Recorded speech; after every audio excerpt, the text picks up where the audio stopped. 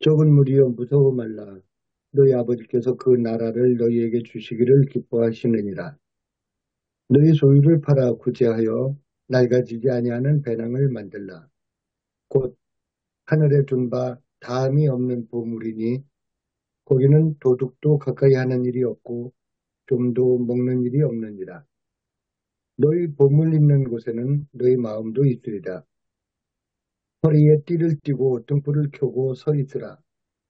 너희는 마치 그 주인이 은인 집에서 돌아와 문을 두드리면 곧 열어주려고 기다리는 사람과 같이 되라. 주인이 와서 깨어있는 것을 보면 그 종들은 복이 있으리로다. 내가 진실로 너희에게 이르노니 주인이 띠를 띠고 그 종들을 자리에 앉히고 나와 수종 들리라.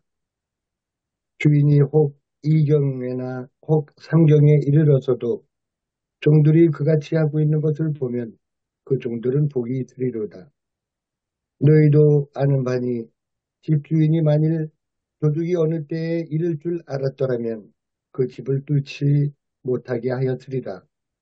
그러므로 너희도 준비하고 있으라. 생각하지 않은 때에 인자가 오리라 하시니라. 아멘. 아멘. 천국 여행을 준비하라. 본문을 읽을 거고요. 먼저 주석을 보겠습니다. 성경 책상으로서 본문 읽기를 보면 본문은 성령으로 12번째 주일의 말씀으로 인자의 재림과 하나님의 심판에 대한 준비를 강조하고 있습니다.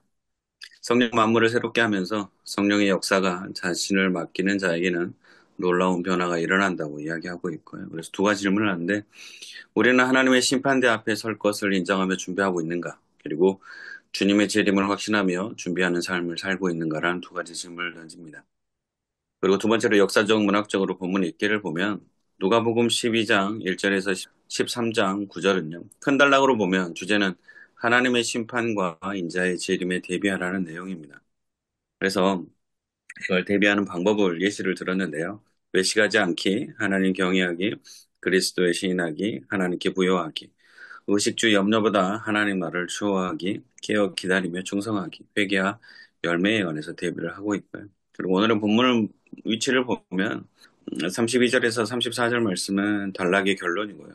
소유를 팔아서 구제하는 것이 곧 하나님 나라의 추구임을 이야기했고 35절에서 40절은 단락의 서두로서 깨어 기다림의 구체적 의미가 41절에서 48절 말씀에서 맡겨진 일을 충실히 함을 이야기하고 있습니다.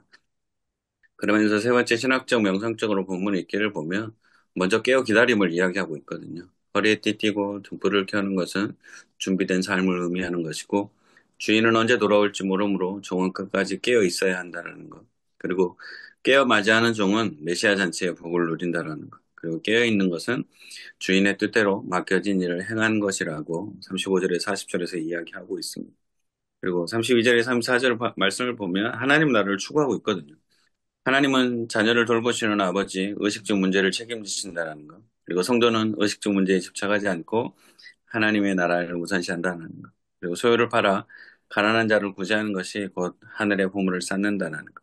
보물이 있는 곳에 마음이 있고 돈을 사용하는 것이 곧 마음의 방향이라는 걸 이야기하고 있습니다.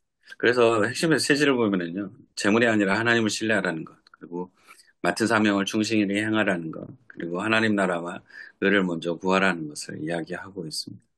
그러면서 네 번째 위기 심판적, 회계적으로 본문 읽기를 보면 주님의 재림은 도둑같이 임한다라는 것, 그리고 준비하지 않으면 심판을 맞이할 수 없다라고 이야기하고 있습니다. 그래서 오늘 본문은 두 가지를 강조하고 있는데요. 먼저 깨어 기다리라는 겁니다. 그리고 두 번째는 하나님 나라를 추구하라는 건데 깨어 기다림은 맡겨진 사명을 충실히 감당하는 걸 이야기하고 있고요. 하나님 나라의 추구는 땅의 재물을 붙잡지 말고 가난한 자를 구제하면서 하늘의 보물을 쌓으라고 이야기하고 있습니다. 신약시대 제자들은 재림을 고대했지만 오늘날 우리는 재림을 의식하지 않은 채 재물을 움켜쥐고 살아가는 경우가 많이 있습니다. 그래서 오늘 본문에서 보면 재물이 아니라 하나님을 신뢰하고 회개와 순종으로 심판에 대비하라고 이야기하고 있습니다. 그래서 오늘 그 내용을 보면서 질문을 세 가지를 생각해 봤는데 먼저 오늘날 성도들에게 깨어 기다리는 신앙을 단순한 교리적 가르침이 아니라 삶의 구체적인 실천으로 어떻게 우리가 가르쳐야 하는지 그거에 관해서 목사님들하고 잠깐 이야기하고 싶고, 두 번째는 현대교회와 성도들이 재물에 대한 태도 속에서 어떻게 하나님 나라를 추구하는 삶을 드러낼 수 있는지도 같이 이야기하고 싶습니다. 그리고 세 번째가 성도들이 일상 속에서 주님의 재림과 심판을 의식하며 살아가도록 목회자가 어떤 방식으로 설교하고 가르쳐야 하는지도 같이 한번 이야기하고 싶습니다. 이상이고요. 설교를 좀 봤거든요.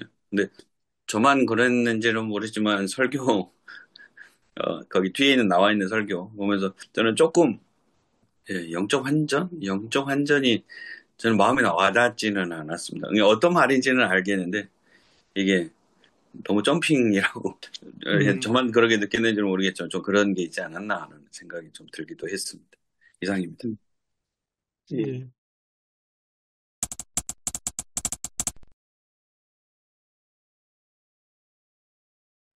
오늘 본문에 크게 나눠서 두 가지 큰 주제가 있는데, 하나는 깨어 기다리는 것, 하나는 이제 하나님 나라를 추구하는 것. 깨어 기다리는 것은 맡겨진 일에 충실하게 하는 것, 이것 관련이 있고요. 하나님 나라를 추구하는 것은 소유 문제, 경제 문제와 관련이 있는 것 같습니다. 먼저 오늘 첫 번째 그 깨어 기다리는 신앙, 이걸 어떻게 삶에서 구체적으로 실천할 수 있게 가르칠 수 있을까? 이걸 어떻게 설명을 하고 어떻게 설교를 하면 좋을까? 거기에 대해서 이야기를 나눠봤으면 좋겠습니다. 혹시 목사님들이 그 교회에서 1년 중에 종말이나 심판에 대해서 설교하신 적 있으세요? 저는 좀 자주 하는 편입니다. 요즘에 그 천국에 대한 것, 종말에 대한 것, 심판에 대한 것 다 싫어하는 시기인데 또 네. 큰 시대인데 저는 합니다. 저는 수시로 해서 우리 신앙생활에 대한 것을 반듯하게 해야 된다는 것을 계속 일깨워주고 있습니다. 깨어 있다는 것은 교회 역사 안에서는 유럽, 특히 독일 경우에는 신앙이 쿨쿨 잠자고 있다가 이제 깨어나는, 그러니까 잠자는 신앙이 다시 깨어나. 또 신학 용어로 하면 어떻게 보면 죽음의 상태에 있다가 부활하는 그런 걸로 말이에요. 그게 이론이 아니고 할 수 없이 제가 공부했던 블루마르트, 아버지 블루마르트를 좀 소개해 드리면 그렇습니다. 유럽에서 신앙이라는 것이 뭐 태어나자마자 유아세례 받고 교회는 그냥 평생 다니는 건 나도 다니고 우리 조상들도 다 다녔으니까 굉장히 이제 습관화된 그런 신앙. 죽으면 또 교회 묘지, 교회 장례식으로. 이러니까 이 조상 대대로 이 기독교 신앙 안에서 또 이게 문화 속으로 확 깊이를 내렸기 때문에 유럽에서는 기독교 외에는 다른 종교도 없고 그런데 이게 잠자는 신앙이 되버린 거예요. 깨어있는 신앙이. 그래 하는데 이제 아버지 불마트 경우는 자기가 의도한 바는 아닌데 교회에서 담임 목사를 부임하러 갔는데 담임 목사인 자기도 모르게 그 교회에 그러니까 젊은 처녀죠. 처녀가 디투스라는 젊은 처녀가 서서히 미쳐가고 있었어요. 정신질환, 잠도 못 자고 병이 깊어가고 있던 중에 담임 목사를 슬슬 피합니다. 이게 악한 영이 지배하고 있어요. 하다가 나중에 날뛰버립니다. 미쳐서 날뛰고 정말 회개하는 일들이 엄청 벌어집니다. 몸에서 못이 튀어나오고 하는 이제 그런 엄청난 것을 경험하면서 목사도 어찌 해야 할 바를 배운 적도 없고 들은 적도 없고 그냥 성경에서는 그런 일이 있지만은 19세기 독일 현실에서 그런 일이 일어날 줄은 자기도 모르고 아무도 모르고 경험했기 때문에 그런 상황에서 쩔쩔매다가 기도하게 됩니다. 아무 할 수 없으니까 기도하는 중에 엄청난 이제 체험을 하게 되고 그리고 그 처녀는 한 3년 후에 깨끗하게 낫습니다. 그러면서 이제 제일 크게 체험한 게 예수는 주님이시다. 그리고 주님이신 예수와 더불어서 하나님 나라가 땅에 임하신다. 그리고 여기 천국이라는 표현이 있는데 천국이라는 것이 그냥 죽어서 가는 이분법적인 천국이 아니라 치유 경험, 육체의 병이 치유됨으로 말미암아 신앙의 영역이 이제까지는 그냥 영혼, 영적인, 육체 없는 영적인 했는데 치유 경험을 하니까 어, 병도 고치네. 치유도 신앙의 영역이 들어가네. 몸에 치유가 들어가네. 이런 식으로 깨어나는 것이 소위 영어로 표현하면 awakening, 독일어로 표현하면 에웨콩, 이 하나의 거대한 신앙 운동으로 일어나는 역사가 유럽에서 계속 있었습니다. 이게. 그래서 이제 블룸하르트 같은 경우는 이 치유의 경험이 한 번만 있는 게 아니라 뭐 온갖 환자가 다 기도로 그런 걸 시작하니까 처음에는 이곳에서, 독일에서, 그다음에 폴란드에서, 또 프랑스에서, 이거 유럽 전역에서 또 치유받으러 오는 거죠, 이 목사님. 그런 역사가 있습니다. 우리나라 같으면 1907년 평양, 소위 흔히들 대부흥한데 저는 각성운동이라고 저는 그렇게 이해하고 있습니다. 신앙 각성운동. 잠자던 신앙이 깨어나. 그러니까 엄청난 하나님 체험을. 우리 그 교수님 말씀 들으면서 우리가 한 2주 전인가요, 그죠? 누가복음 이제 율법 교사가 와가지고 예수님 영생에 대해서 물었잖아요, 그죠?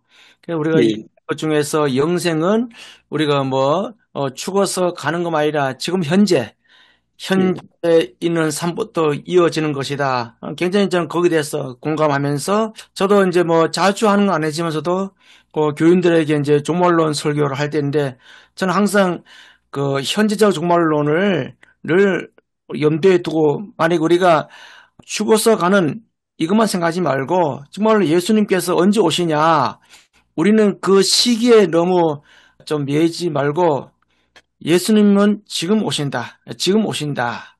지금 오신다는 그 마음으로 왜냐하면 내가 현재적 삶에서 그런 종말의 그런 삶을 살지 않고 오늘 갑자기 오면 우리가 당할 수밖에 없으니까 예수님은 지금 오신다는 그 마음으로 항상 우리의 신앙을 무장해야 된다. 그러니까 우리는 항상 주 앞에 섰을 적에 부끄럼 없는 삶. 그러니까 종말은 두려운 것이 아니라 우리가 기다려진다. 이 기다려진다는 것은 내가 현재 청지기적 삶을 살아가는 것이다. 그래서 항상 미래적 물론 이제 한 나라가 항상 미래와 뭐 현재 같이 있지만서도 그러나 이것이 양쪽이 분리가 아닌 정말로 조화롭게 가야 된다 하면서 현재의 삶도 책임 있는 삶이 한 날에 우리가 가서도 그렇게 살 수 있다. 저는 그렇게 말씀을 드립니다. 한국 교회가 너무 종말로 하면은 미래적 우리가 죽어서 가는 천국만 강조하다 보니까 기독교인들이 현재 삶에 대해서 너무 무책임한 삶을 살지 않나. 그래서 현재적 삶도 중요하다. 그렇게 설교를 저는 합니다. 예, 그래서 죽어서 천국 간다는 것은 주로 이제 많이 기다리지 않습니까? 그날이 언제 올까? 뭐 내가 주님 앞에 갑니다. 요단강 건너가 그 이제 기다림인데 그래서 그런 종말로는 기다림 속에서 서두르며 나아가는 영어로는 acting in waiting 기다림과 수동적인 기다림뿐만 아니라 내가 앞으로 달려나가는 그또 가치 있는 그런 종말로. 그래서 이제 우리 조신호 목사님 기억하는지 모르겠습니다. 우리 옛날 종교개혁할 때 루터가 자랐던 김나지움 다녔던 그 마을에 보면 우리는 스피노자라고 알고 있었는데 내일 세상 종말이 와도 오늘 한 그루 사과나무를 심겠다는 그 말이 굉장히 잘 설명해 주는 기억납니다. 예, 그 루터의 사과나무라고 우리는 새로 고쳐서 배웠습니다. 그게 아이스레벤인가요, 거기가? 예, 아이슬레빈. 예, 아이스레벤이죠. 네, 기억납니다. 저도 이제 하나님의 나라에 대한 얘기를 많이 합니다. 우리가 이제 킹덤 오브 헤븐에 대한 얘기를 킹덤 오브 갓의 어떤 공간이나 어떤 장소에 대한 어떤 의미로서의 자꾸 하늘 나라에 대한 얘기를 하는데 하나님의 온전한 통치가 이루어지는 하나님의 나라에 대한 얘기를 하는 것이 중요하다는 저는 생각을 합니다. 그렇게 되어지면은 그것이 이 땅에서 이미 예수님께서 이 땅에 오시면서 이미 하나님의 나라는 시작되어진 것이고 우리의 어떤 개인적인 어떤 삶과 죽음에 대한 어떤 그런 경계 그 이후의 어떤 얘기가 아니라 지금 하나님의 나라가 이미 임하고 그 나라를 살아가는 것이죠. 그러면 지금으로부터 영원까지를 얘기를 해야 된다고 말씀을 드리고 그리고 또 그 하나님의 나라 백성이 되었다면은 거기에 대한 또 실천적인 어떤 부분도 저는 굉장히 강조를 하거든요. 거기에 맞는 그런 모습이 되어야 되는 것이지 제가 어떤 글을 읽었는데 삶의 변화가 없는 어떤 신앙은 그건 아직 예수님 못 만났다는 얘기거든요. 그거는. 그래서 그런 어떤 실천적인 말씀과 삶에 대한 것을 동시에 저는 말을 많이 하고요. 그 책임 있는 어떤 그런 모습들, 그런 얘기들을 좀 많이 합니다. 같은 내용 같습니다. 저도 지금 교회에서 성경 공부를 이제 인도를 하거든요. 한 2주 전입니다. 기도가 뭡니까? 이제 새삼스럽게 서로 나누었습니다. 기도가 뭡니까? 보통 우리 하나님께 우리의 소원을 아뢰고 이것 주십시오, 저것 주십시오 하는 그런 경우가 우리한테 흔한데 기도는 기도하는 가운데 내가 변화되는 겁니다. 그런 말씀을 나눴습니다. 기도를 통해서 내가 바뀌고 내가 변화되는 거지. 나는 전혀 바뀔 생각이 하나도 없고, 내한테 필요한 것만 달라고 자꾸 하다 보면, 결국은 욕심에 이끌릴 수밖에 없는 그런 기도가 되기 참 십상인데, 하나님의 뜻을 구하는 기도라면, 그러면 기도 가운데서 내가 변하는 그것이 기도라고, 그렇게 나누었습니다.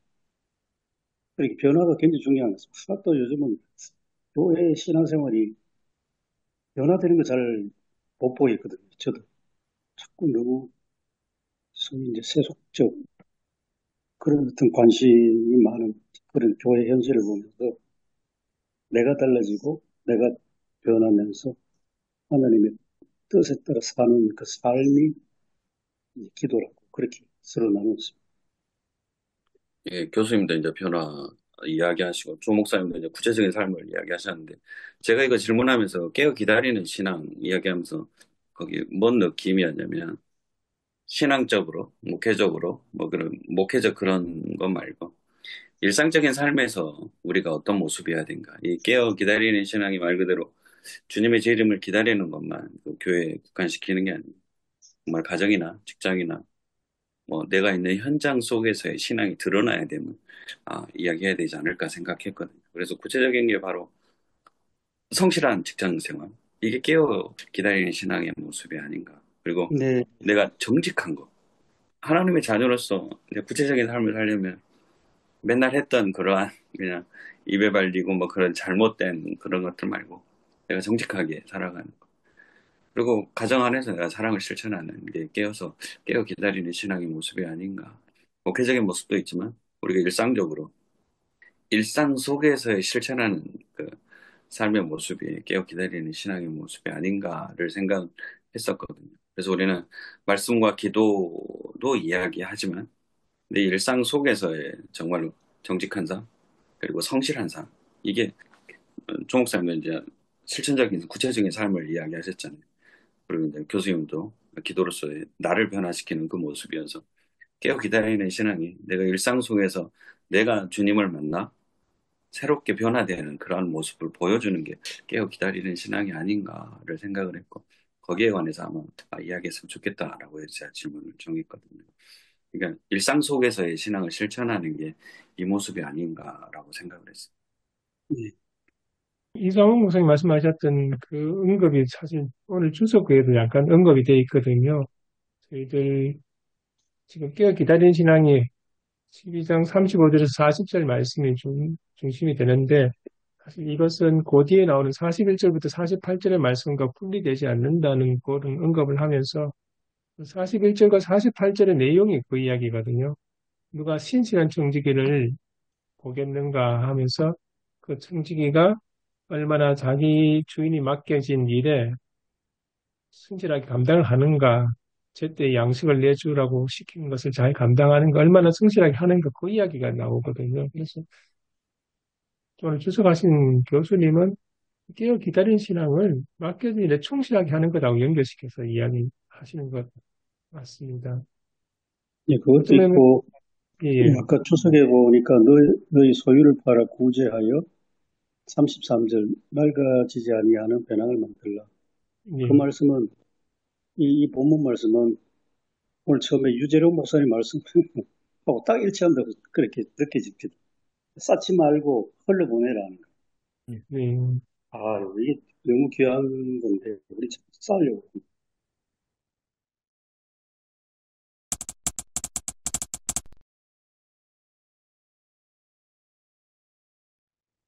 이제 12장의 전체를 저는 이게 쭉 둘러봤는데요. 12장의 이제 내용들이 이렇게 보면은, 물론 이제 누가가 이제 이걸 기록하면서 이제 의도를 가지고 12장도 아마, 그 주제가, 전체 주제가 아마 흐르는 것 같은데, 먼저는 이제 그 앞에 보면은, 심판의 시간은 계속해서 다가오고, 우리는 모두 다 예수 그리스도의 심판대 앞에 서야 된다라는 것. 제가 이제 정리한 겁니다. 그리고 두 번째로 이제 땅의 물질의 소유가 우리의 구원을 보장하지 못한다. 그리고 세 번째로 하나님의 사람들은 목숨을 위해서 무엇을 먹을까, 무엇을 몸을 위하여 무엇을 입을까 이런 것들에 대해서 걱정하지 말라. 그리고 염려하지 않는 그런 삶으로 살면서 그 다음에 이제 깨어 있으라, 준비하는 자가 되라, 분별하는 자가 되라. 이제 이 말씀을 이제 주시는 것이고 그 다음에 또 보니까 그것과 방금 이제 그 최영진 말씀하신 것처럼 주의 오실 날은 계속해서 다가오는데 그렇게 이제 올 것이고 생각하지 않은 날 알지 못하는 시간에 올 것이고 그리고 이제 마지막에 보면은 시대를 분간하라. 너희들은 구름이 서쪽에서 이는 것을 보면서 소나기가 올 것이다. 남풍이 부는 것을 보면서 더울 것이다. 이것도 알면서 어떻게 시대를 분간하지 못하느냐. 이 전체가 이렇게 쭉 하나의 맥락으로 쭉 흘러가는 그런 모습을 보게 되죠. 그래서 그 가운데서 저는 이제 말씀을 좀 이렇게 좀 준비해야 되지 않을까. 또 이게 마태복음 25장하고도 같은 말씀이잖아요. 이게 사실. 예, 그래서 그 마태복음 25장 생각하면은 슬기로운 다섯 처녀, 그 다섯 처녀가 의미하는 것이 뭐냐라는 생각할 때 교회를 얘기하는 것이고 결국엔 또 왜 처녀로 비유를 하지? 그건 이제 교회의 순결성에 대한 얘기를 또 하는 것이기도 하고 그러니까 이제 이런 것들을 같이 이제 묶어서 설교를 풀어가야 되지 않을까 이런 생각을 좀 했습니다. 오늘 보시면 그 깨어 기다리는 신앙, 그리고 크게 말해서 이제 하나님 나라를 추구하는 신앙, 이 크게 두 가지 주제가 이렇게 본문이, 우리가 특히 성경한 본문이 같이 나오는 것 같습니다. 그래서 두 가지 주제가 서로 완전히 동떨어진 주제도 아니고, 서로 어떻게 보면 연결되어 있다는 그런 느낌도 들고, 그래서 이제 두 번째 이상목 목사님께서 제시했던 주제가 현대 교회와 성도들의 재물에 대한 태도 속에서 어떻게 하나님 나라를 추구하는 삶을 드러낼 수 있을까? 조금 전에 주실 목사님 말씀하신 것처럼 12장 22절, 34절 그 내용을 보면 그 하나님 나라를 추구하는 것, 그건 다르게 말하면 소유를 팔아서 가난한 나를 나눠주며 구제하는 것, 그런 식으로 설명이 되어 있습니다. 그러면 이걸 이제 어떻게 성도들에게 하나님 나라의 삶을 추구하는 삶으로 설명할 수 있을까? 그런 문제가 조금 고민이 될 것 같습니다. 그러니까 하나의 뭐 여러 가지가 다 가능한데요. 예를 들어서 너희 소유를 팔아 구제한다는 그 구절 하나 봐도 그러면 오늘날 우리 오늘 살아가는 현대인들은 소유에 대해서 어떻게 이해하는가? 지난주 설교 본문 그대로 같습니다. 소유 오늘날은 에리 프롬 말처럼 소유가 곧 존재라고 그렇게 이해하지 않습니까? 근데 지난주에 했던 누가복음 12장은 너희 생명이 소유에 넉넉함이 있지 않다. 소유와 존재 봤을 때는 존재가 앞선다는 말씀이고 그리고 소유보다는 생명이 훨씬 우선순위라는데 오늘날 그때도 그렇지만 지금도 그 소유를 훨씬 더 중요하게 생각하고 소유가 곧 자기 존재라고 생각해요. 많이 가지면 내가 엄청 잘난 사람처럼 그렇게 이해됩니다. 그런 세상에 소유를 판다는 것은 내가 갖고 있는 소유를 포기하는 건데, 과연 포기가 가능하냐?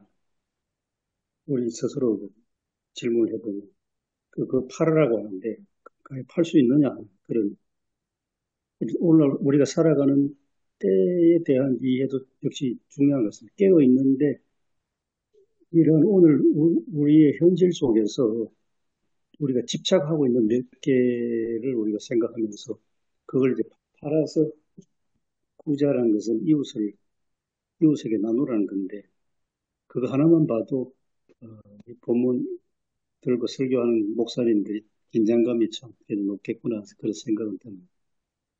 듣기 싫어하잖아요. 교인들이. 저는 이제 어제 이제 말씀을 이제 전하면서 어제 이제 물질에 대한 얘기였잖아요. 근데 이제 저는 그런 얘기를 했습니다. 밭에 소출을 풍성하게 거두는 것, 또 그것을 처리할 계획을 세우면서 어떤 작은 곳간을 헐고 큰 곳간으로 이렇게 만드는 것, 그게 그 자체가 어리석음은 아니라는 얘기를 했습니다. 농사를 지었으면은 기왕이면은 풍년이 되어지는 게 좋은 것이고, 장사에 했으면은 남겨야 되는 것이고, 기업을 했으면은 이익을 남기는 것이 목적이니까, 그래서 농사 지었던 사업을 하던 이익을 많이 남겼던 그것은 사실 그 자체가 어리석은 일은 아니다. 그리고 또 마음에 생각하기를 내가 곡식 쌓아둘 것이 없으니 어찌할까 하면서 많은 소출을 저장하는 그 작은 곳간 헐고 더 크게 곳간 짓는 거, 그것도 굉장히 그 지혜로운 생각이죠. 사실 합리적인 경영을 하는 것, 또 그런 어떤 지혜롭게 행동하는 것은 결코 어리석은 행동이 아니라 바람직한 태도다. 근데 문제가 이제 그 어제 내용에서는 내가 내 영혼에게 이르되 영혼아 여러에 쓸 물건을 많이 쌓아두었으니 이제는 편히 쉬며 먹고 마시고 즐기자. 이 부분이 이제 문제가 되어지는 거죠. 생명의 주관자 되시는 하나님께 어떤 우리가 하나님의 영광을 위해서 우리가 그것을 선용할 것인가?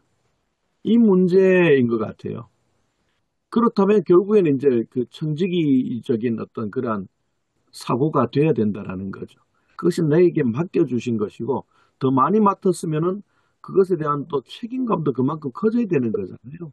그래서 그런 어떤 부분들을 이제 얘기했는데 똑같은 모습이 아닐까 생각을 합니다. 젊은 세대를 향한 좀 비판적인 생각을 하면, 요즘 사람들 뭐 헬스 많이 하고, 어, 얼굴 잘생긴 얼짱, 헬스 열심히 해가지고 몸짱, 자기 몸을 굉장히 중요하게 생각하고, 다이어트도 많이 하고, 그리고 음식도 뭐 거기에 맞춰가지고 철저하게 먹지 않습니다. 그 내 몸이 엄청 중요하죠. 그거는 뭐 결코 권장해야 할 건 분명한데, 내 몸이 중요하니까 낮 또래의 다른 모든 우리 세대 사람들의 몸도 다 중요하다고 그렇게 연결돼야 될 것 같은데, 그렇지 않고 뭐 산업 현장에서 끼임 사고 나서 사망한다든지 노동 현장에서 죽는 사람들이 계속 일어나지 않습니까? 지금 정부 들어와서. 그런 데에서 적어도 마음은 아파해야 되는데, 물론 무감각적인 그런 생각. 또 이번에 어제 국회에서 노란봉투법 그거 통과했는데, 거기에 대해서도 저는 놀란 게 젊은 사람들이 거기에 대해서 비판적, 그렇게 하면 뭐 기업이 다 철수한다고 한다. 이런 식으로 알지 못하면서 이야기하는 그런 거 볼 때에 내 몸은 중요해서 얼짱도 만들고 몸짱도 만드는데, 내 옆에 있는 이웃에 대한 몸은 전혀 관심이 없는, 이것도 역시 어떤 소유에 집착하는 다른 형태가 아닌가 하는 그런 생각이 저는 개인적으로 들었었습니다. 결국에는 이제 청지기적인 어떤 그러한 사고로 이제 가지게 되면은 내 것이 아니라 그냥 나에게 하나님께서 맡겨주신 것이고, 그러면 네, 그것을 얼마든지 우리가 마태복음 25장의 말씀에서 이제 그 세 가지 말씀을 하잖아요. 슬기로운 다섯 처녀처럼 깨어 있는 것, 그 다음에 주신 달란트 가지고 다섯 달란트, 두 달란트 받은 사처럼 충성 다하는 것, 그 다음에 또 한 가지는 이제 약자들에 대한 섬김이잖아요. 그것이 곧 나에게 하는 것이라는 이제 그 말씀인데, 그걸 가지고 우리에게 맡겨주신 것 가지고 그렇게 흘려보내는 그런 어떤 그 재물에 대한 것도 더 많이 가진 자는 그것에 대한 책임감을 가져야 되는 것이죠. 그리고 그것을 정말 최대한 우리가 할 수 있도록 하는 맡은 자에게 구할 것은 충성인데 그 충성이 무엇을 위한 충성인가를 생각하면은 재물에 대한 문제도 쉽게 풀어갈 수 있지 않을까 생각을 합니다. 근데 네. 내 거 내놔라 그럴 때 그건 쉽지는 않더라고요. 왜냐하면 저부터 사실 그 해당자였으니까요. 정말 저는 이 교회에 오면서 정말 수없이 많은 걸 내려놨거든요. 정말 편안하게 지낼 수도 있었고 얼마든지 그렇지만 내 거 내놔라 그럴 때 쉽지는 않더라고요, 솔직히 그 결단 내리기가. 근데 이게 제가 좀 머뭇거린 것은 결국에는 가족이더라고요. 가족 때문에 그게 좀 머뭇거렸는데 참 감사하게도 아내가 그렇게 결단하셨으면 하시라고. 그리고 더 확실하게 차단하기 위해서 배수진을 치는 것을 오히려 더 강하게 얘기를 해서 제가 오히려 용기 내고 할 수가 있었습니다. 저는 이제 교수님 말씀하신 그 내용 들으면서 요즘에는 이제 젊은이들에게 그 외모나 이 외양 이게 하나의 재산 내지는 권력이 된 것 같다는 생각이 들거든요. 그렇지 못하는 사람들을 향해서 뭐 루즈라든지 뭐 이런 표현을 사용을 해서 그래서 이제 한편은 자기 것은 중요하고 자기 것을 잘 관리하고 하는데 그렇게 하지 못하는 사람들에 대한 뭐랄까요, 그러니까 안타까움이라든지 그런 마음은 없는 것 같아요. 어떻게 보면 오늘날 학교 교육 영향이 있기도 한데, 그러니까 모든 게 이제 능력 위주로 다 이렇게 재단을 해서 그러니까 능력 없는 자처럼 그렇게 평가를 해가지고 사회에서 능력 없는 자는 어떻게 보면 좀 도태되고 당연히 그런 대우를 받아야 된다 그런 생각이 너무 많이 깔려 있다는 그런 생각이 들었습니다. 오늘 본문도 이렇게 아무리 보니까 사실은 소유를 팔아서 자선을 베풀라고 하는 것은 여전히 하나님은 늘 이 땅의 약자들에 대한 관심과 배려에 대해서 굉장히 많이 이야기하시는데 구약 성경에서부터 이제 고아, 과부, 이주민 이 이야기 계속 나오지 않습니까?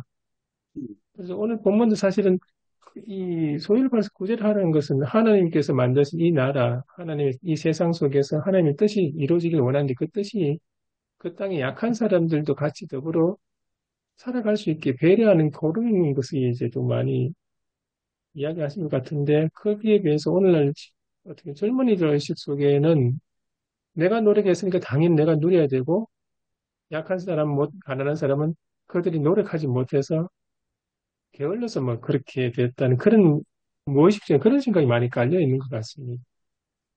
예, 그런 모습 볼 때 조금 심각하다는 그런 생각을 많이 갖게 되죠.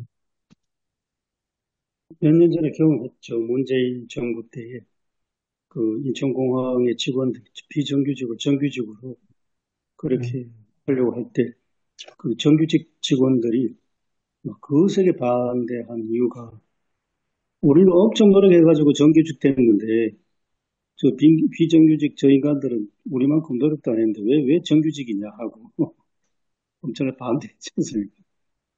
그처럼 그들이 소위 잘난 젊은 세대들의 공정이란 것은 많이 내가 엄청 노력하고 또 그만큼 노력한 만큼 나는 누려야 된다는 거. 그걸 공정이라고 지금 이해하지 않습니다. 공정에 대한 이해가 상당히 지금 달라져 있는데, 이걸 어떻게, 좀 변화가 또 중요한 것입니다. 어떻게 이들이 변화될 것인가. 쉽지 않은 부분인 것 같아요. 음, 사고 체계라든지 경험한 거라든지 이런 것들이 전혀 다른 세대들이기 때문에 다음 세대들에게 사실 이제 다음 세대들이 젊은 사람들에게 이런 어떤 말씀들이 사실 다 거의 충돌하는 얘기잖아요. 그리고 그렇게 살아간다는 것은 현실에서는 사실 바보 같은 얘기거든요. 사실 저는 반대로 오히려 그런 거룩한 바보가 되자 그런 이제 얘기인데 그렇지만 그거를 강요할 수는 없는 거잖아요. 네, 정말 주님을 만나야 그게 가능한 거죠. 이기적인 어떤 삶에서 이타적인 삶으로 넘어간다는 거가 결코 쉽지는 않은 것 같아요. 저부터도. 지금 우리 당장의 우리 사회 현실 속에서 큰 문제 중에 하나는 거부인데, 거부 현상인데, 젊은 사람들이 거부는 두 종류가 있는 것 같습니다. 좀 소위 말해서 루저들. 어떤 주류에 편입하지 못하고 학교를 졸업해도 취업이 잘 안 되고 그런 엄청 어려움을 당하는 사람들은 소위 이제 상대적 박탈감 속에서 박탈당했다고 생각하니까 뭐 분노가 치솟고 또 가진 사람 모든 것에 대해서 이제 혐오감이 일어나고 이렇게 해서 이제 폭력까지 갈 수 있는 그런 어떤 극우적으로 혐오, 배제, 폭력 그런 거 하면 소위 말해서 서울의 강남에 사는 젊은 세대들은 가진 게 많은데 내가 가진 것을 남이 빼앗아갈까 봐 빼앗아갈까 봐 엄청난 이제 진을 치고 울타리를 막 높이 쌓는 이제 그런 거구들도 있다고 최근에 이제 그런 이제 조사 결과가 나왔습니다. 두 종류의 거구가 젊은 세대들한테 있다. 그게 지금 현실이죠. 그래서 너무 이제 그 어려움을 당하는 사람들이 그걸 계속해서 그렇게만 했을 때는 결코 가진 사람들도 안전하지 못하다는 얘기죠. 어떻게 보면은. 예, 예. 그래서 그런 어떤 부분들이 이게 또 지금 늘 뭐 얘기하는 빈익빈 부익부의 고착화와 더불어 심화되어지는 이제 이런 이제 상황이고 또 구조적인 어떤 그런 상황을 볼 때에 이것이 쉽게 해결될 문제도 아닌 것 같고 그래서 참 걱정스럽기는 한 것 같아요. 부의 대물림은 틀림없이 계속해서 일어날 것이고 거기에 진입하지 못한 사람들은 더 어렵고 힘든 삶을 살게 되어지는 것은 뭐 자명한 사실이고 왜냐하면은 자본주의에서 끝없는 경쟁 가운데서 못 따라잡거든요. 솔직히 제가 이제 경험한 그 강남에 그 사는 사람들의 그 어떤 상황들을 보니까 저도 몰랐는데 아들 때문에 그걸 이제 들여다보게 된 거예요. 아들이 특별하게 좀 이렇게 좀 똑똑했었어요. 그래가지고 저도 뭐 학교에 뭐 이렇게 있었지만은 그러나 이제 뭐 소위 말해서 뭐 그 민사고라든지 이런 거를 저는 생각을 못 했었어요. 그리고 거기에 들어가기 위해서 어떤 노력을 강남에서 하고 있는지 알고 봤더니 저희들은 정말 몰랐었는데 그 알고 봤더니 뭐 초등학교 때부터 이미 그 민사고를 들어가기 위해서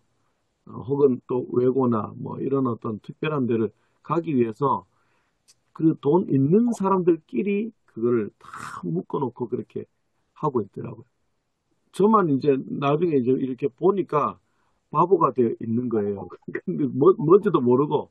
근데 아들이 이제 그 얘기를 하더라고요. 이제 아들이 외고 출신인데 그 한 번도 어떤 그런 어떤 뭐 그런 얘기를 안 하고 이제 그런 것도 안 하는데 언젠가 제가 학교를 이제 가게 됐어요. 아들 잠깐 만나기 위해서. 갔더니 전부 다 뭐 무슨 뭐 벤츠에 BMW에 뭐 소위 말해서 또 이름도 모르는 정말 고급 차들만 거의 다 운동장에 꽉 차 있는 거예요. 이게 어떻게 된 거지? 그러면서 그 얘기가 잠깐 나왔는데 그제서야 이제 아들이 이 얘기를 하더라고요. 자기 친구들은 전부 다 학교에 있는 거의 90% 이상이 전부 다 그 강남권에 있는 그런 아버지가 뭐 다 뭐 의사고 뭐 무슨 뭐 변호사고 뭐 전부 다 그렇다고 그러는 거예요. 그러면서 이제 그 얘기를 이렇게 좀 그 사회를 잠깐 들여다 봤죠. 그런데 이게 보통 문제는 아니다. 이런 생각이 들고 이게 이제 상대적으로 박탈감 당하는 이제 사람들 아무리 노력해도 안 되는 사람들 이제 이런 사람들은 나머지는 뭐냐 폭력밖에 남지 않는다는 것을 분노하고 증오받기 뿐인 거죠. 그래서 전에 언젠가 왜 그 지존파인가요? 왜 그 사람 막 불에 태우고 막 그랬잖아요. 젊은 사람들이. 이제 그런 어떤 극단적인 어떤 모습이었지만은 이게 이제 부의 어떤 그 좀 어느 정도 분배가 되지 않으면은 아주 불안한 사회가 될 것이고 그렇게 되어지면은 이것이 참 문제가 아주 심각하게 되겠다라는 그런 우려도 저는 하고 있습니다. 오늘 그 계속 재물에 대한 이야기 나오는데 재물에 대한 그 이해 자체가 좀 차이가 나는 것 같아요. 오늘 많은 우리 사회도 그러고 젊은 사람들도 그러고 재물이 하나의 그 자신의 존재나 지위를 드러내는 것 혹은 그걸 가지고 행사할 수 있는 뭐 권력처럼 여겨지는 것 같아요. 그래서 더 이제 움켜쥐려고 하고 그걸 더 세습해서 넘겨주려고 하는데 근데 성경은 재물을 전혀 그런 관점을 보지 않죠. 어떻게 보면 하나님께서 주신 재물 자체는 이웃과 더불어 함께 살아가기 위해서 베푸신 은혜라는 차원에서 보는 게 맞지 않을까 싶습니다. 내가 하나님의 자녀로 이 땅에 살아가면서 나의 주위에 있는 약한 자들을 돌볼 수 있는, 하나님이 날 돌보시는 것처럼 나도 이웃을 돌볼 수 있는, 하나님의 성품을 닮아가기 위한 그런 것을 위한 하나의 도구 정도를 설명할 수 있어야 되지 않을까. 그러니까 교인들이 그 기도하면서 부자 되기 원하고 사회에서 성공하기를 원하는데 그게 결국 자신의 그 성취감이나 욕망의 표출로만 이루어진다면 오히려 그거는 성경적인 재물가는 아닌 것 같다는 생각이 듭니다. 오히려 하나님께서 원하시던 건 열심히 일하고 그것을 통해서 너와 내 주위에 있는 사람들과 함께 살아갈 수 있게 해주시는 것.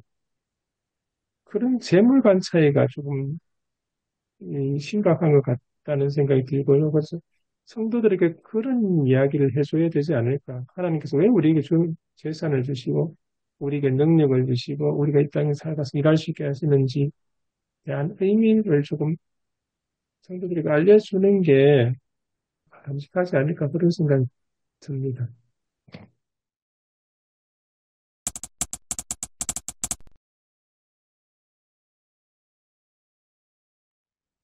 네, 저는 교회 식구들, 뭐 이제 제가 이제 속한 그리고 저와 함께 있는 교회 상황과도 연결이 돼서 그런지 모르겠는데요. 청지기 역할을 잘 해야 해. 뭐 나누어 주어야 해. 이것이 이제 좀 중요한데 그것보다 저한테 먼저 드는 생각은 청지기 역할을 잘 하도록 요구해야 해. 뭐, 이렇게 말할 수도 있지 않나? 이 생각 들었어요. 그러니까, 요구의 대상은 청지기들, 실제로 지금 청지기 역할을 하고 있는, 여기서 이제 실제로 청지기 역할을 하고 있는 사람이라는 건 당시의 상황으로 보면 지도자들 아닐까 싶어요. 누가복음의 경험이 누가복음 저작 시기가 한 80년 뭐 전후라고 본다면 지금 70년의 예루살렘 성전과 성벽이 파괴되었고 그 파괴된 경험을 갖고 있는 그 파괴된 역사를 알고 있는 사람들이라면 왜 파괴되었을까? 왜 예루살렘이 무너지게 되었을까? 질문을 갖고 있을 텐데 제가 이제 누가복음 2장에서 시작할 때 그 키레니우스, 구레뇨라고 나오죠. 구레뇨가 이제 후적 조사하는 것부터 시작을 하는데 그 요세푸스는 이제 그 키레니우스가 구레뇨가 후적 조사를 할 때 이제 갈릴리 유다가 이제 그 반란을 일으킨 사건을 소개하고 그게 이제 계속 70년까지 이어지게 되었다라고 이제 적더라고요. 그러면 누가복음 2장부터 누가복음 21장까지 그러니까 하나의 통으로 하나의 배경으로 연결되는 거 아닐까? 그 생각도 좀 했고요. 그럼 예루살렘 성전이 무너진 건 당시에 이제 총독부터 제사장 이 지도자들이 청지기의 역할을 잘 하지 못했기 때문에 뭐 황제까지도 연결될 수 있겠죠. 그 사람들이 청지기의 역할을 잘 하지 못했기 때문에 민초 혹은 민중들이 요세푸스의 표현을 빌면 반란을 일으킨 저항을 한 거고 요구를 한 건데 그 기억이 이 이야기 속에도 있지 않을까 생각을 했고요. 그러면 이제 누가 공동체는 그 AD 70년에 이 사건을 원인을 이제 이렇게 성찰했고, 이제는 그러면 우리가 이제 예루살렘도 무너졌고 성전도 무너졌기 때문에 우리는 이전의 청지기들처럼 하지 말고 교회로서 유무상통하는 쓸 것을 때에 따라 나누어주는 그 역할을 우리가 이제 해내야 해. 뭐 이게 이제 누가복음의 제안 아닐까.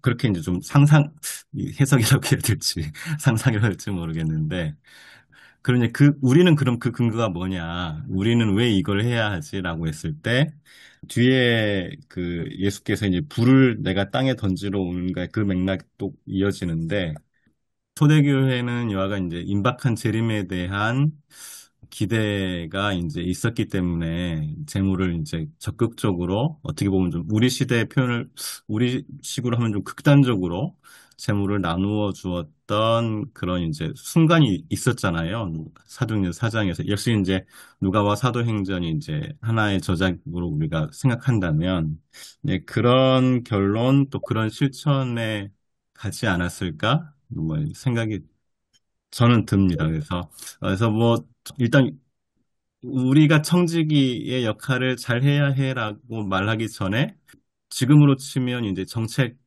결정권자 그리고 정책 행정 집행자들에게 청지기 역할을 잘 해야 해라고 요청할 수 있어야 하고 우리는 또 우리 나름대로 이제 그 할 수 있는 거를 또 해야 하는데 저는 좀 뭐 해야 한다 막 이것보다도 뭐 이제 우리 교회 상황은 좀 대체적으로 좀 가난하고 서민들이 많기 때문에 요구할 수 있어라고 이야기하고 싶고 좀 위로하고 싶고 뭐 이제 그 생각이 좀 본문 읽으면서는 들었습니다. 예, 중요한 말씀 같아요. 지금 누가복음에 대한 그 배경 설명이. 근데 이제 그 말씀 들으면서 이제 얼핏 우리나라 이쪽 지나온 것을 이제 이런 생각을 해봤습니다. 참 예루살렘 70년에 성이 무너지고 성전도 파괴되고 사회가 그렇게 됐듯이 우리나라 사회는 6.25 전쟁 같거든요. 전쟁 통해 모든 것이 막 뒤죽박죽되고 모든 것이 다 어떻게 보면 무로 돌아간 상황에서 북한에서 남한으로 피난 온 사람들을 생각해 보면 이제 그분들은 남한에 와가지고 재빨리 부동산의 중요성을 잘 알았던 것 같아요. 그리고 북한이 상공업이 남한보다도 발전해 있었기 때문에 그런 것을 잘 본 사람들이 남한에 와서 장사도 하고 그래 하면서 1950년대 후반이 되면 벌써 이제 기업체 수준을 일으키거든요.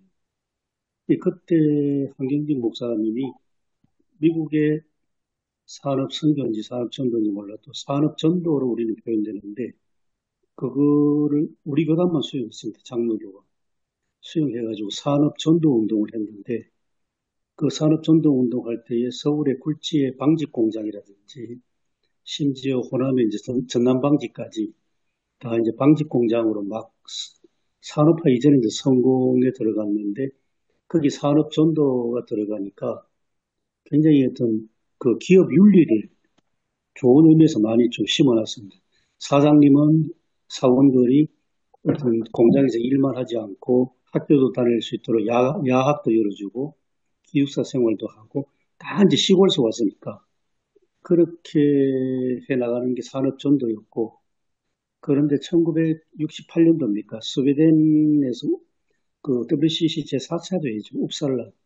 웁살라 대회 때 하나님의 선교 신학이 우리나라에 들어오면서 이제는 노동자들의 인권 문제가 상당히 부각이 됐습니다. 노동자의 권리, 인권 문제. 그러면서 우리나라는 이제 초기 산업화가 되고, 그다음에 그때부터는 이제 노동 현장에서 착취 문제가 이제 심각했는데, 본격적으로 산업전도와 달리 산업전도를 이제 산업선교로, 특히 도시산업선교로 바꾸어가지고, 이제 노동운동을 본격적으로 하게 됐죠. 그러니까 이제 이게 정부가 하니까 반정부 운동이 될 수밖에 없었는데, 그래서 엄청난 이제 탄압받고, 뭐, 산업 현장에 도시산업 선교에 도산이 들어가면 회사가 도산한다.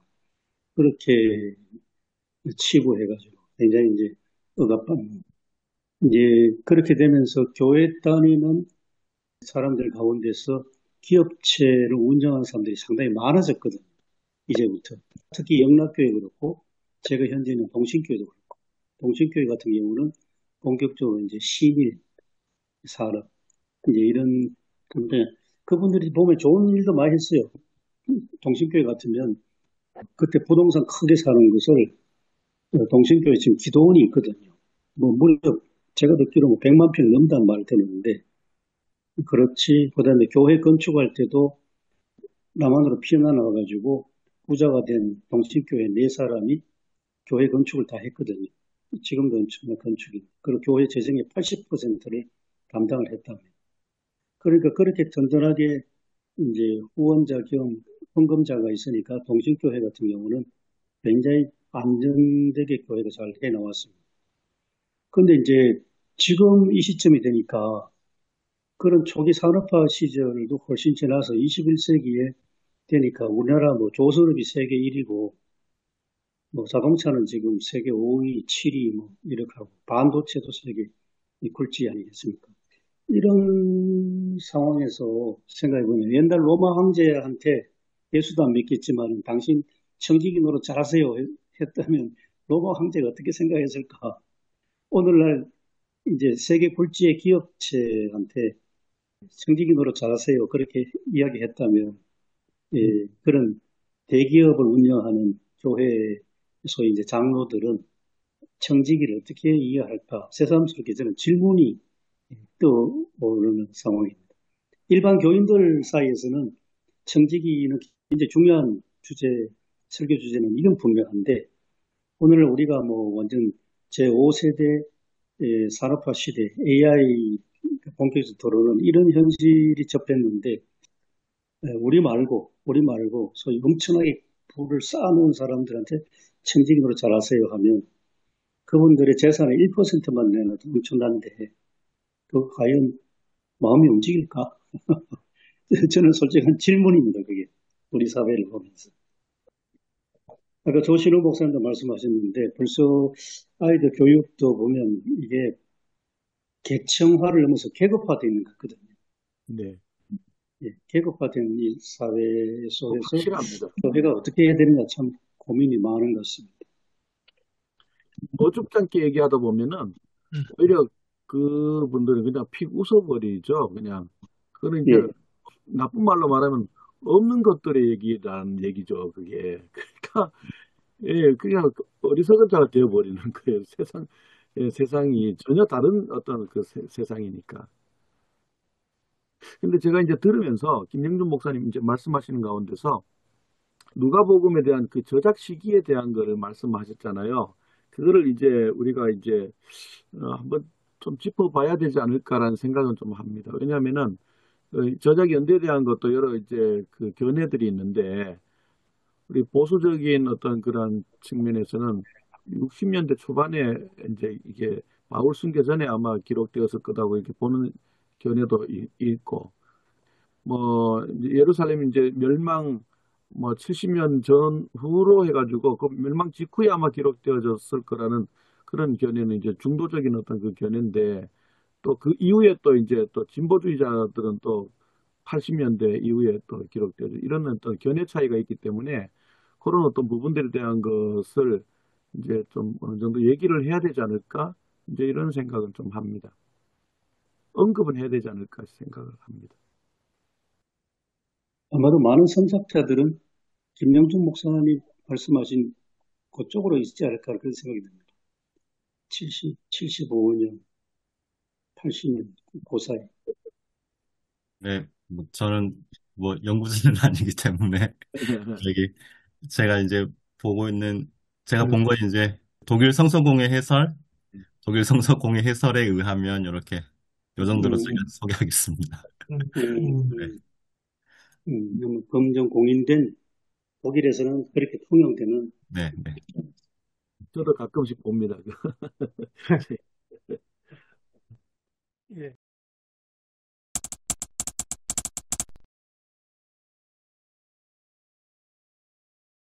오늘 우리가 그 한 세 가지 정도로 얘기한 것 같아요. 보니까 이제 종말론도 얘기가 나왔고, 그 다음에 이제 그 청지기, 이제 우리가 지난주 했던 설교와 그 이어서 한다면 청지기에 대해서 얘기 나왔고, 그 다음에 이제 하나님 나라, 이제 미래와 또 현재.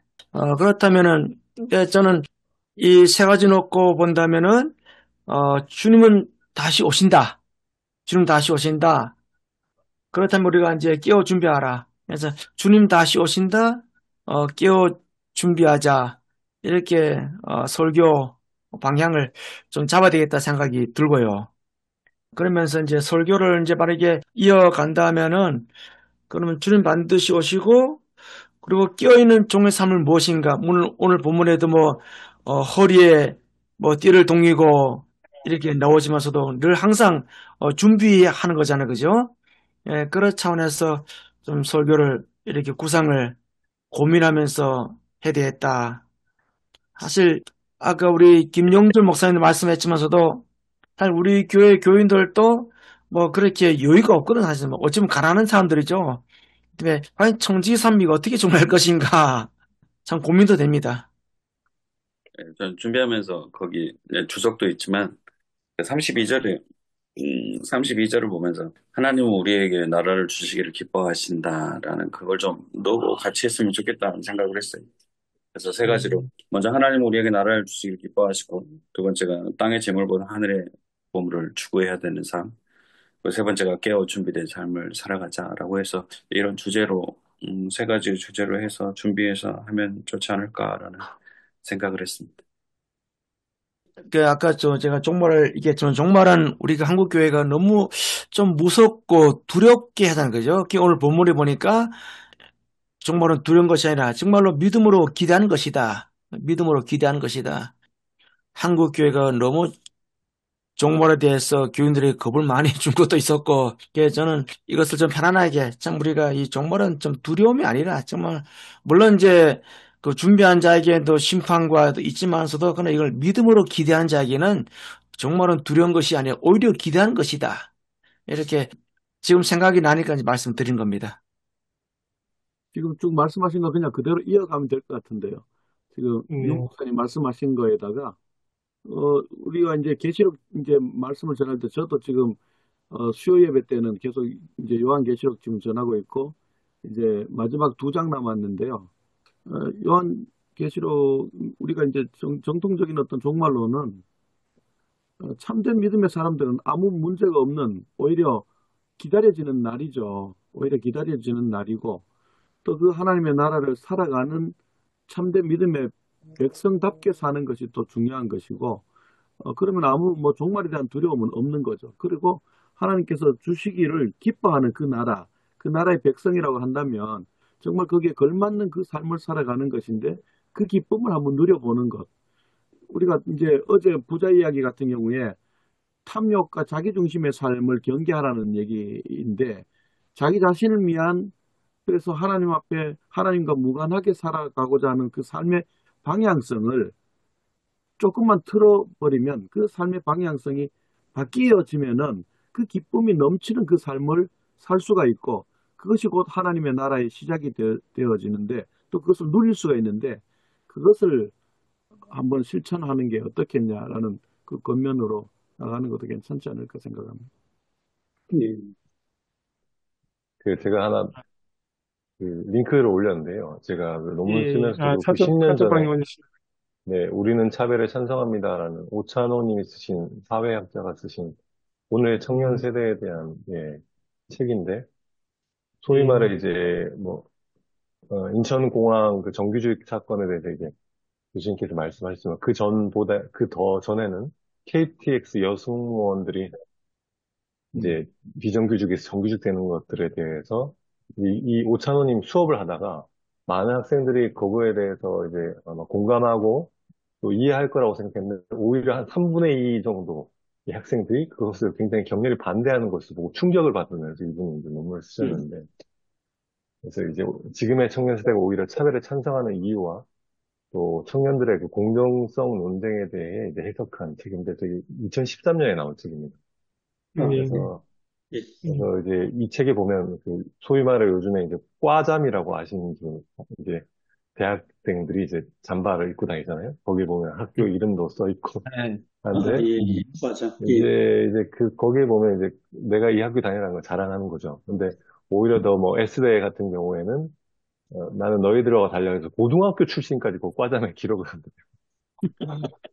그런 이제 이런 세대, 소위 말해 뭐 요즘에 뭐 많이 들어보셨지만 청년들의 이제 뭐 수저 논쟁 있잖아요. 흙수저, 예. 금수저, 뭐, 예, 이런 수저 논쟁에 대해서 이야기를 하는데, 저는 이제 오늘 본문 보면서 이제 교회란 보편성을 담대해야 되는, 교육을 받은 자나 교육을 받지 못한 자나 가난한 자나 부한 자가 서로가 어울리고 서로가 형제 자매로 한 몸을 이루는 것이 참된 교회라고 한다면, 그러니까 물론 메시지도 중요하지만, 뭐 저희가 선교나 수련회나 여러 형사를 통해서 정말 서로가 정말 계층도 다르고 또 자라온 환경도 다르지만 교회 안에서 서로가 친구가 되고 또 우정을 나눌 수 있는 그런 진짜 성도로 지어져 가는 그런 어떤 프로그램이나 어떤 그런 활동들이 되게 중요하다고 생각합니다. 저는 사실은 청년들을 이렇게 인솔 하면서 선교를 나가거나 수련회를 가거나 이렇게 할 때 자기가 태어난 자기 상황만 이해하다가 서로가 정말 깊은 나눔, 성도 간의 교제가 일어나게 되면 그 안에서 이제 정말 뭐 진짜 잘 사는 형제들은 어렵게 사는 형제들을 이렇게 이해하게 되는 어떤 일들이 또 벌어진다고 생각합니다. 그래서 이런 차별성에 대해서 서로가 너무 다르고 혐오하고 벽을 치는 이런 자꾸 이런 현실 가운데서 성도들을 하나로 묶어가는 그런 교회의 활동들이 정말 이렇게 이루어날 때 이렇게 진정한 나눔과 끌어안는 그런 목회적인 어떤 일들이 하나 되는 일들이 일어나지 않을까 그런 생각을 해보았습니다. 네. 그렇죠. 그게 참 중요해요. 벽을 허무는 코이노니아. 하나, 요새 제가 이 풍기에서 좀 이렇게 자극하고 있는 게, 그 풍기 성내교회, 내매교회, 그다음에 척곡교회, 문총교회, 좀 역사 깊은 교회들을 하나의 이제 점으로 생각하며 점과 점을 이으면 선이 되지 않습니까? 그래서 그 자전거를 타고 그런 교회들을 순례 투어하면서 밤에는 성경 공부하고 교제하고 낮에는 뭐 걷든지 자전거 타든지 그런 것 좀 한번 해봅시다. 지금 그 이야기를 하고 있습니다. 멋지십니다. 이제 그 벽 허무는 수련회 참 중요한 것 같습니다. 젊을 때 그런 경험이 있어요. 약간 엉뚱한 생각이 슬쩍 들었는데 말씀하시면서 옛날에 그 88 올림픽 주제가가 생각났습니다. 손에 손잡고 벽에 손에 손. 맞습니다. 그때 열심히 불렀죠. 맞아. 예, 손에 손잡고.